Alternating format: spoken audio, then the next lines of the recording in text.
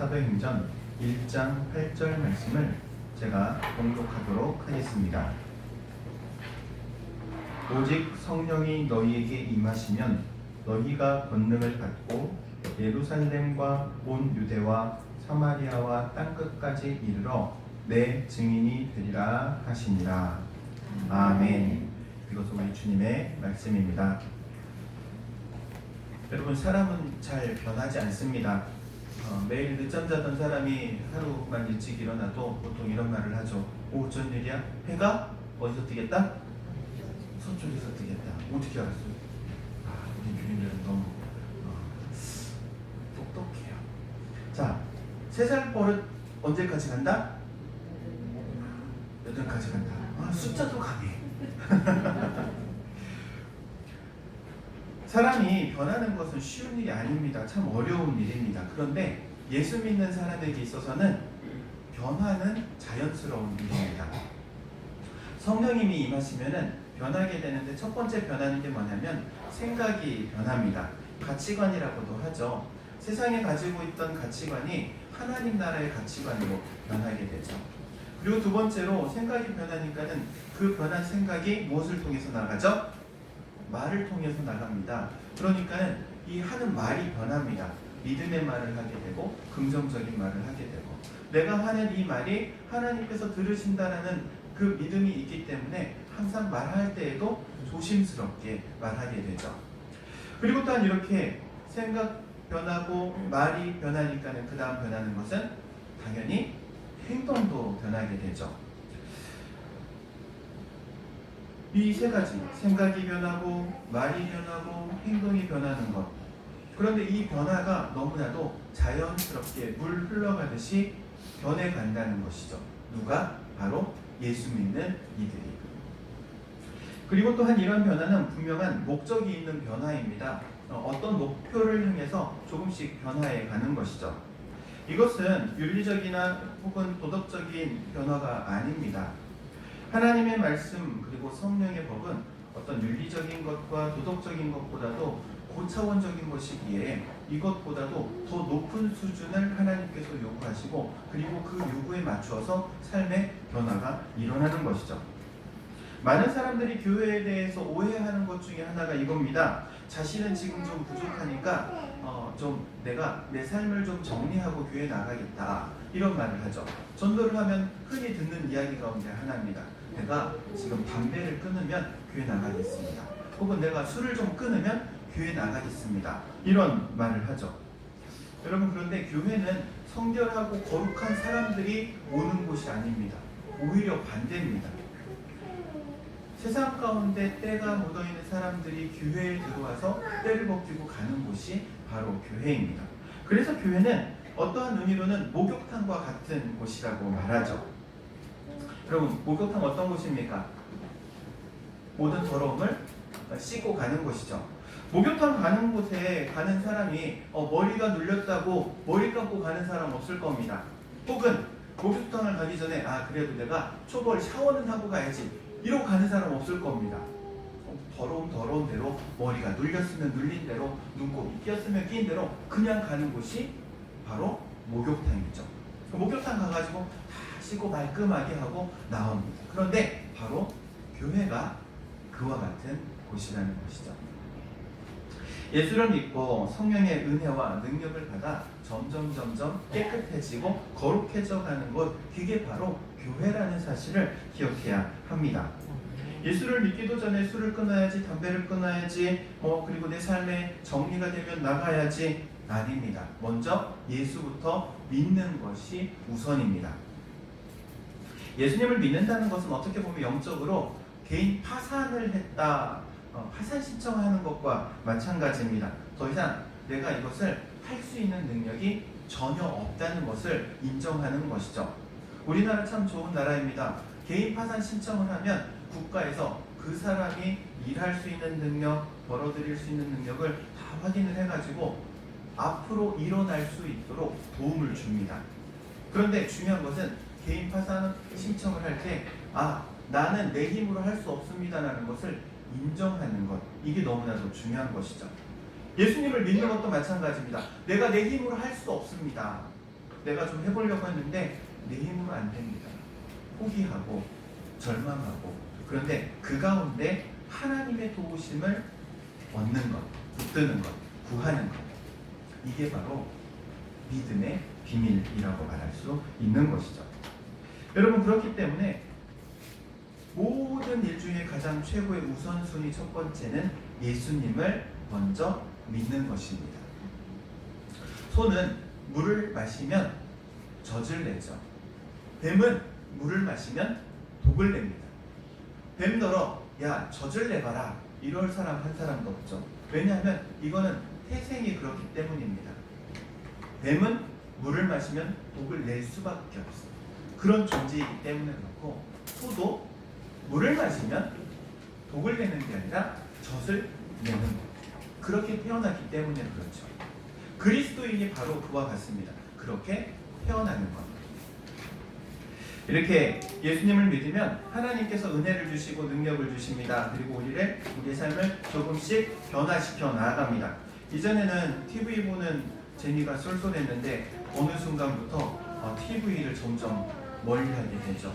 TV를 보더라도 예배 채널 혹은 말씀 채널을 들으면서 신앙적인 이야기를 가까이 접하게 되죠. 그러면서 믿음이 성장하는 자신의 모습을 발견하게 됩니다. 뿐만 아니라 잘 할 줄도 모르는데 이상하게 기도가 하고 싶어. 점점점 기도가 하고 싶어져요. 그래서 교회에 나옵니다. 교회 나오는 횟수도 늘어납니다. 기도 잘 할 줄도 모르는데 이상하게. 왜 그렇습니까? 그게 하나님의 은혜로 변화되어가는 우리의 모습인 것이죠.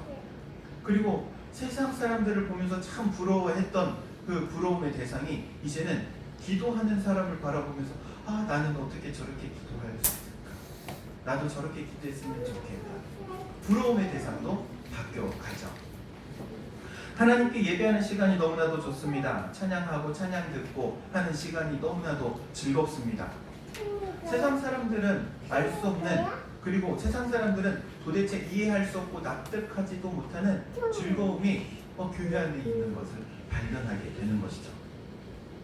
주변에 예수 믿지 않는 사람들에게 저 사람도 예수 믿으면 참 좋겠다라는 소망도 생기게 되죠. 그래서 어떻게 전도를 할까라는 고민을 하게 됩니다. 이게 바로 그리스도인의 변화의 선상에 있는 모습이라고 말할 수 있는 것이죠. 하나님께서 내게 주신 은혜가 너무나도 감사해서 그 은혜를 나누고자 합니다. 이게 바로 그리스도인의 변화되어져 가는 모습이라고 말할 수 있습니다. 성령님은 하나님의 영입니다. 그래서 하나님께서 좋아하시고 기뻐하시는 것이 무엇인가를 우리로 하여금 알게 하시고 깨닫게 하시고 그것을 향해 나아갈 수 있도록 이끌어 주시지요. 뿐만 아니라 성령님은 우리의 마음에 소원을 두고 행하시는 분이라고 말씀하십니다. 우리 마음에 뭐를 주신다고요? 소원. 이전에 없던 소원을 우리 마음 가운데 주시고 그 소원을 이루도록 우리를 이끌어 가시는 분이세요. 예수 믿기 전에는 없던 소원이 어느 날 갑자기 생겼어요. 그런데 그 소원 현실적으로는 이게 될까? 불가능할 것 같은데 내 힘으로 내 능력으로 끝도 없는 소리지, 말도 안 되지, 어떻게 이거 감당할 수 있겠어. 그런데 점점점 그렇게 되어져 가는 것이죠. 하나님의 역사는 놀랍습니다. 왜냐하면 나의 계산, 나의 경험, 내가 가지고 있는 것을 뛰어넘으시기 때문에 그렇죠. 여러분, 이러한 하나님의 영이 우리 가운데 임하면요 바뀝니다. 무엇이 바뀌냐면은 예전에는 자랑할 것들이 참 많았어요. 그리고 내가 쫓아가던 것들이 참 많았어요. 성경은 이렇게 말합니다. 예수 믿기 전에 너희는 육신의 정욕과 안목의 정욕과 이생의 자랑을 쫓아가던 사람들이었다. 그런데 변했다. 이제는 하나님이 주시는 마음의 소원을 향하여 나가는 존재로 바뀌었다. 이야기하죠. 여러분, 벌과 나비와 파리가 모여가지고 자기 자랑을 하기 시작합니다. 먼저 벌이 자랑합니다. 나는 꿀을 모으지. 내가 모은 꿀을 사람들이 얼마나 좋아하는지 몰라. 비싼 값에 팔려. 꿀이 이렇게 몸에 좋다는 걸 사람들이 알고 다 가져가. 벌이 이렇게 자랑을 합니다. 그러니까는 나비가 이렇게 또 자랑을 합니다. 너희들 내 날개 봐봐, 이쁘지? 사람들은 내 날개 보려고 축제까지 벌려. 파리가 고민을 합니다. 도무지 자랑할 게 없는 거예요. 자랑할 게. 고민하던 파리가 야, 자랑할 게 하나 있습니다. 야, 너희들 똥 찍어 먹을 줄 알아? 벌과 나비와 파리는 태상이 다르죠. 그들이 하는 일이 다르고요. 그들의 목적이 다르고요. 그들이 사람들에게 끼치는 영향도 다르죠. 그런데 그리스도인이 그렇다는 거예요. 사람들에게 끼치는 영향이 다릅니다. 벌과 같이 내가 가지고 모아놓은 것을 나눠주고요. 내 삶의 향기의 모습을 사람들에게 보여주기도 하고요. 여러분, 이러한 은혜가 우리 가운데 있기를 주 이름으로 축복합니다. 성령께서 우리에게 주시는 은혜는요, 그래서 자기 만족을 위한 것이 아니에요. 다른 사람을 위해서 우리로 하여금 성령의 은혜를 주십니다. 나와 이웃을 위해서, 하나님의 나라를 위해서, 복음을 위해서, 주님의 몸된 교회를 위하라고 성령의 은혜를 우리에게 주시는 거예요. 그렇기에 성령 충만한 사람의 삶의 모습과 향기는 너무나도 다른 것이죠. 우리 당일교회 성도들의 모습이 그러한 성령의 충만한 모습이 되기를 주의 이름으로 축복합니다. 그러면 이러한 성령의 사람이 되기 위해서는 어떻게 해야 할까요? 세 가지를 기억하시면 좋습니다. 먼저 첫 번째는요, 성령은 사모하는 이에게 주십니다. 누구에게 주신다고요? 사모하는 이. 하나님께 은혜를 구하고, 하나님 저도 성령 충만함을 주세요. 그러면 하나님께서 은혜를 부어주십니다. 돈 버는 건 너무나도 중요하죠. 그런데 돈 버는 일을 잠시 멈추고 주님 앞에 나와 예배합니다. 왜냐하면 은혜를 사모하기 때문에. 그래서 그런 사업장마다 걸려있는 글자가 있어요. 이렇게 6글자가 걸려 있습니다. 주일은 쉽니다. 장사하시는 분들이 이구동성으로 하는 이야기 중에 하나가 이거예요. 주일은 2배 장사, 3배 장사인데, 야, 그날 하루를 쉰다는 거는 정말 너무나도 큰 결단이 필요한 겁니다. 그렇죠. 그런데도 불구하고 그런 결단을 하고 장사를 접고 예배에 나오고 교회에 나오는 이유, 바로 은혜를 사모하기 때문인 줄로 믿습니다. 그리고 두 번째는요, 성령의 사람은 변화에 대한 의지가 있어야 합니다. 뭐에 대한 의지가 있어야 된다고요? 변화에 대한 의지. 우리 하나님께서는 우리를 제자리에 가만히 안 두세요. 한 발자국 한 발자국 이끌어 가세요. 그래서 어제보다 오늘이 더 좋고 오늘보다 더 내일이 나은 모습으로 우리를 변화시켜 가기를 원하세요. 옛 습관에 끌려다니는 우리에게 그 습관 하나씩을 버리기를 혹은 제거하기를 원하시죠. 우리나라 역사 이야기 중에 설화 가운데 이런 이야기가 있어요. 김유신, 삼국 통일을 하는데 가장 큰 공을 세운 장군이었죠. 김유신 장군의 이야기. 김유신이 젊었을 때 술을 그렇게 좋아하고 또 아름다운 사랑하는 여자도 있었다고 합니다. 그래서 항상 술만 먹으면 그 여자를 항상 찾아가는 게 일이었다고 해요. 그런데 부모님이, 어머니가 만병부인이라는 어머니께서 이 김유신을 불러다가 이렇게 얘기했다고 해요. 얘야, 이제 너의 나이면은 나라를 위해서 큰 공을 세워야 할 나이인데 항상 이렇게 술독에만 빠져 살아가고 있느냐. 너 이 모습을 보니까 엄마 마음이 너무나도 애가 타는구나. 그래가지고 이 김유신 장군이, 그래요, 내가 이제 더 이상 술을 끊어야겠습니다. 그리고 여자도 멀리 해야겠습니다. 그런데 김유신 장군이 말을 했는데 이 말이 알아서 술집을 갈 거예요. 알아서 여인의 집을 찾아가는 거예요. 그래서 김유신이 결단을 하고 이 말의 목을 뱉다고 합니다. 말의 목을 베지 않고는 그냥 끌려가는 삶이기 때문에 그래요.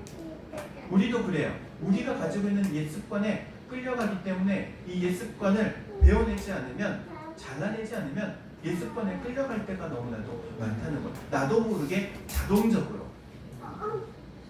여러분, 성령의 사람은요, 변화해야 돼요. 옛 것을 자르고 옛 것을 포기할 줄 알아야 돼요. 이런 은혜가 우리 가운데 있기를 주의 이름으로 축원드립니다. 그리고 세 번째로 제일 중요합니다.